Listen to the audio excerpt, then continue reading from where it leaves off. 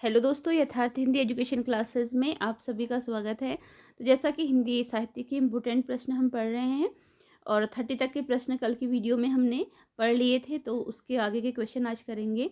चलिए स्टार्ट करते हैं अपनी क्लास। पहला प्रश्न है, तू भीख मांगे अरे पराजित तू मजलूम, अरे चिर दोहिता तू अखंड भंडार शक्ति का, जग अरे निद्रा सम्मोहित।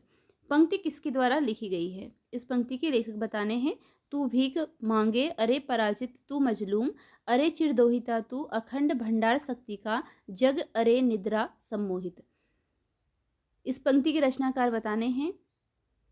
तो देखते हैं इसका राइट आंसर। ऑप्शन बी है बालकृष्ण शर्मा नवीन की यह पंक्ति है। ऑप्शन बी राइट आंसर है, बालकृष्ण शर्मा नवीन की यह पंक्ति है। कालिदास निम्न में से किस रचना का पात्र है? जो रचनाएं दी हैं इसमें से किस रचना का पात्र है कालिदास? राइट आंसर है इसके लिए ऑप्शन ए, आषाढ़ का एक दिन। आषाढ़ का एक दिन जो रचना है इसका पात्र है कालिदास। आषाढ़ का एक दिन रचना का पात्र है कालिदास, और मल्लिका भी इसमें एक पात्र है। कालिदास और मल्लिका के प्रेम प्रसंग के बारे में यह रचना है। तो आषाढ़ का एक दिन का पात्र है कालिदास। अगला है, आत्माराम किसकी कहानी है? आत्माराम एक कहानी है, किसकी कहानी है बतानी है। राइट आंसर है इसके लिए ऑप्शन ए, प्रेमचंद्र की कहानी है Atmaram. Option A right answer है, प्रेमचंद्र की कहानी। निम्न में कौन सी रचना तुलसीदास की नहीं है? जो रचना तुलसीदास की नहीं है वह बतानी है आपको। कौन सी रचना नहीं है इनकी? ऑप्शन दिए गए हैं आपको।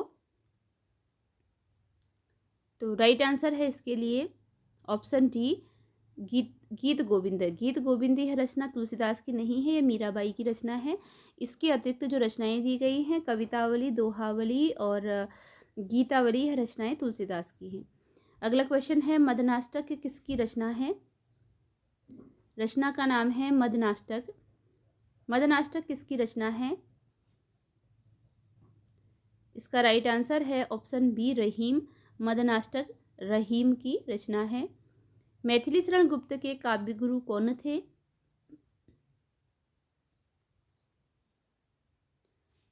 राइट आंसर है इसमें ऑप्शन ए, महावीर प्रसाद द्विवेदी मैथिली शरण गुप्त के काव्य गुरु थे। ऑप्शन ए राइट आंसर है। निम्न में कौन सी रचना जयशंकर प्रसाद की नहीं है? जो रचना नहीं है, मतलब कि 4 रचनाओं में कोई एक रचना प्रसाद जी की नहीं है, तो नहीं वाली आपको बतानी है। राइट आंसर है इसके लिए option D, Pallava. Option D right answer है, पल्लव जयशंकर प्रसाद की रचना नहीं है। यह प्रसिद्ध रचना है। किसकी रचना है इसे आप कमेंट में कीजिएगा कि पल्लव किसकी रचना है, इसका प्रकाशन कब हुआ। अगला प्रश्न है, महादेवी वर्मा को उनकी किस रचना के लिए ज्ञानपीठ पुरस्कार दिया गया? महादेवी वर्मा को ज्ञानपीठ पुरस्कार प्राप्त हुआ है और किस रचना के लिए प्राप्त हुआ है यह आपको बताना है। यहाँ पर यह नीरजा है, ठीक है, नीरजा। नीरजा, निहार, यामा और रश्मि। इसके लिए राइट आंसर ऑप्शन सी है, यामा रचना के लिए महादेवी वर्मा को ज्ञानपीठ पुरस्कार प्राप्त हुआ है। माता निम्न में से किसकी रचना है?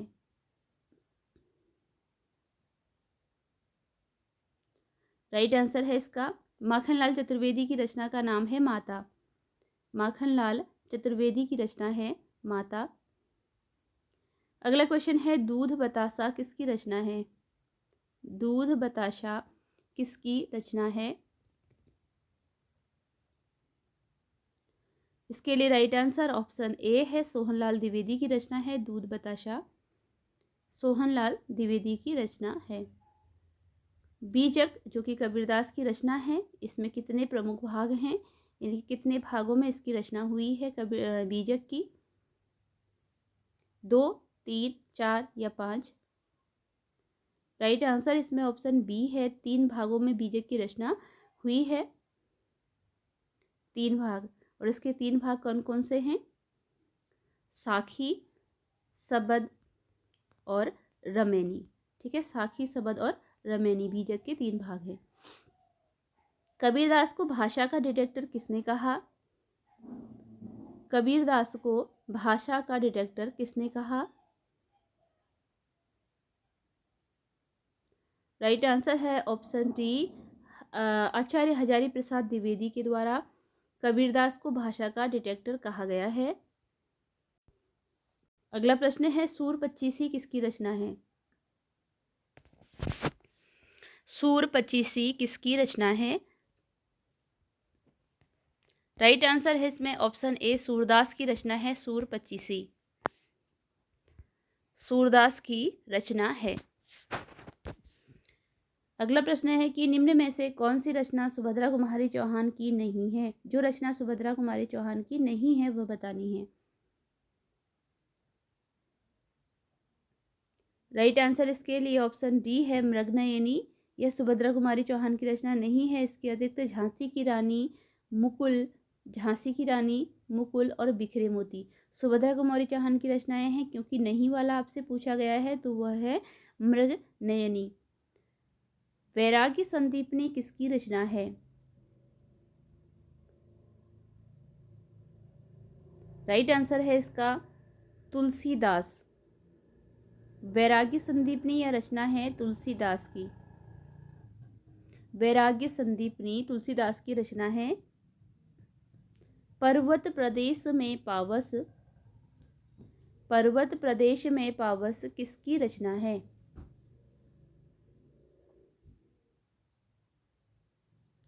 राइट आंसर है इसका ऑप्शन बी, सूर्यकांत त्रिपाठी निराला की रचना है पर्वत प्रदेश में पावस। सूर्यकांत त्रिपाठी निराला। ठाकुर जी भोले हैं बाल कविता किसके द्वारा लिखी गई है? ठाकुर जी भोले हैं बाल कविता किसके द्वारा लिखी गई है? इसका राइट आंसर ऑप्शन बी है, महादेवी वर्मा की यह रचना है। ठाकुर जी भोले हैं महादेवी वर्मा की रचना है। अगला क्वेश्चन है कि मन्नू भंडारी को उनकी आत्मकथा एक कहानी यह भी के लिए कौन सा पुरस्कार दिया गया? एक कहानी यह भी इनकी आत्मकथा विधा की रचना है, यानी कि इनकी आत्मकथा है, तो इसके लिए कौन सा पुरस्कार इनको दिया गया? राइट आंसर ऑप्शन सी है, व्यास सम्मान दिया गया। मन्नू भंडारी को एक कहानी यह भी रचना के लिए व्यास सम्मान दिया गया। निम्न में से कौन सी रचना उपन्यास विधा की नहीं है? कौन सी रचना है, यानी कि कुछ 3 रचनाएं उपन्यास हैं और एक रचना उपन्यास विधा से संबंधित नहीं है। इसके लिए राइट आंसर है मैं हार गई। अगला प्रश्न है, ये सारी रचनाएं जो है मन्नू भंडारी की ही हैं। महाभोज, 1 इंच मुस्कान, मैं हार गई और कलवा। अगला प्रश्न है, जो इनकी रचना है मैं हार गई, ये कहानी विधा की रचना है, क्योंकि उपन्यास विधा की नहीं है, यह कहानी संग्रह है इनका, और मन्नू भंडारी की ही ये सारी रचनाएं हैं। अगला प्रश्न है, निम्न में से कौन सी रचना मंगलेश डबराल की नहीं है? जो रचना मंगलेश डबराल की नहीं है वह बतानी है। इसके लिए राइट आंसर है ऑप्शन डी, कबीर की साखी और सरवागी। यह मंगलेश डबराल की रचना नहीं है, क्योंकि नहीं में आपको आंसर देना है। पहाड़ पर लालटेन, आवाज़ भी एक जगह है और पिता का चश्मा, ये सारी रचनाएं मंगलेश डबराल की रचनाएं हैं। कबीर की साखी और सरवागी निम्न में से किसकी रचना है? कबीर की साखी और सरवागी निम्न में से किसकी रचना है?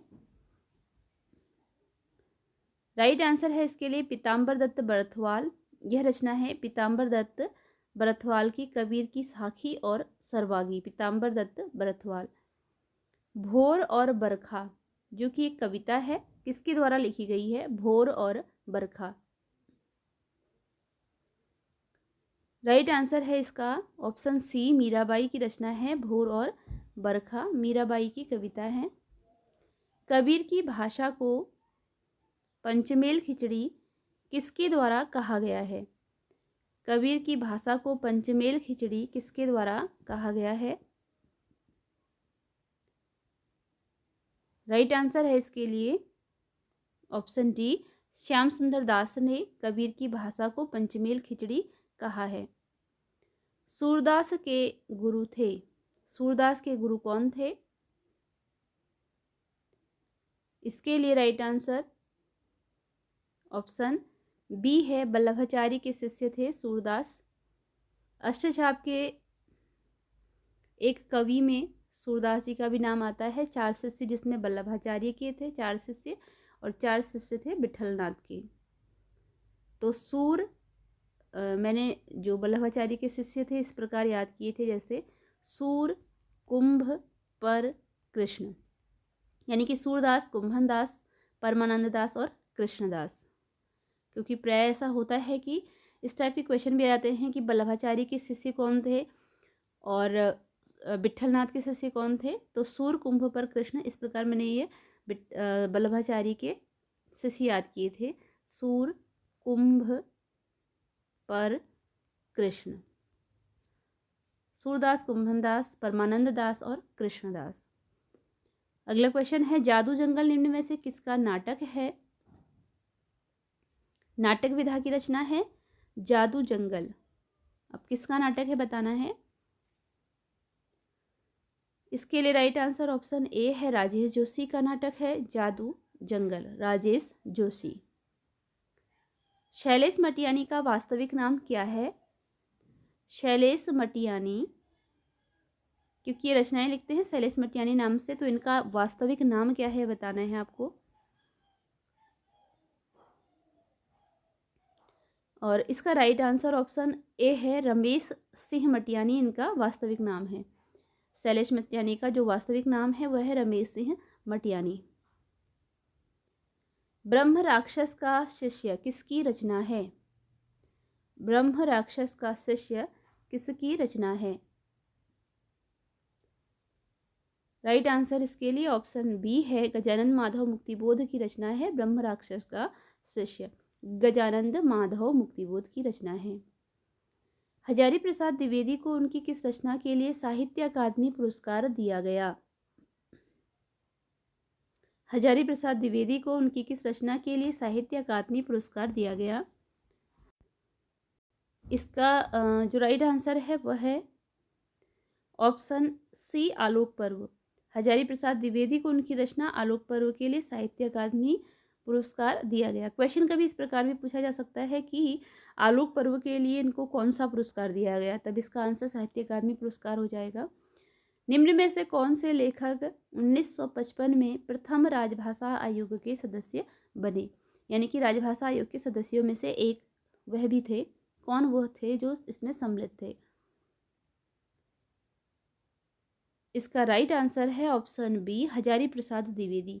1955 में जो राजभाषा आयोग था उसके सदस्य थे। निम्न में से कौन उपन्यासकार भारत का मैक्सिम गोर्की कहलाता है?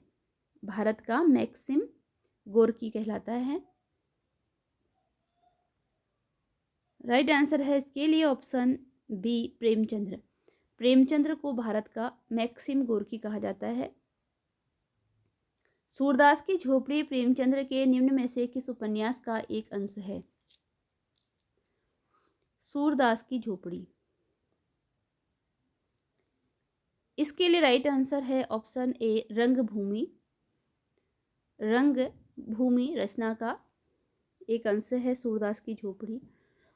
सुमित्रा नंदन पंत की पहली कविता निम्न में से कौन सी है? सुमित्रा नंदन पंत की पहली कविता बतानी है कौन सी है। राइट आंसर ऑप्शन डी है, गिरजे का घंटा।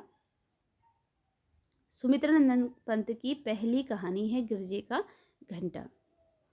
तो इसी के साथ आज की ये वीडियो यहीं पर एंड होती है। मिलते हैं अगली वीडियो में कुछ नए प्रश्नों के साथ। अगर आप चैनल पर नए हैं तो चैनल को सब्सक्राइब जरूर कीजिएगा, क्योंकि डेली आपको इस चैनल पर नई वीडियोस मिलेंगी, नए क्वेश्चन मिलेंगे जो आपको अपनी तैयारी को चेक करने के लिए काफ़ी हेल्पफुल होंगे। तो मिलते हैं अगली वीडियो में। धन्यवाद।